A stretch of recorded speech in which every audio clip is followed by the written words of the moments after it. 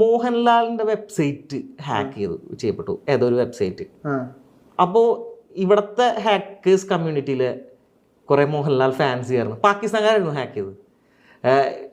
പാകിസ്ഥാനിലെ കുറെ വെബ്സൈറ്റുകൾ ഹാക്ക് ചെയ്തിട്ട് അതിൽ പോമോനെ ദിനേശ എനിക്ക് ഓർമ്മയുണ്ട്. പാകിസ്ഥാനത്തെ അവരുടെ ഏതൊക്കെയോ കുറച്ച് എയറോവിങ് സൈറ്റിലൊക്കെ ഇതാക്കിയിട്ട് ഇതിന്റെ പോസ്റ്റർ ഇടുന്നത്. അത് ഭയങ്കര ഇൻട്രസ്റ്റിംഗ് ആയിട്ടുള്ള ഒരു സംഭവമായിട്ട് എനിക്ക് ഫീൽ ചെയ്തിരുന്നു. ഇത് കൊള്ളാം എന്ന് എനിക്ക് തോന്നുന്നു. ഇതിന്റെ ഉള്ളിലുള്ള ഒരാളുടെ കഥ പറയാൻ നമുക്ക് വേണമെങ്കിൽ പറ്റും. അത് മോഹൻലാൽ ഫാനായിട്ടുള്ള ഒരു ഹാക്കർ എങ്ങനെ ഉണ്ടാവും?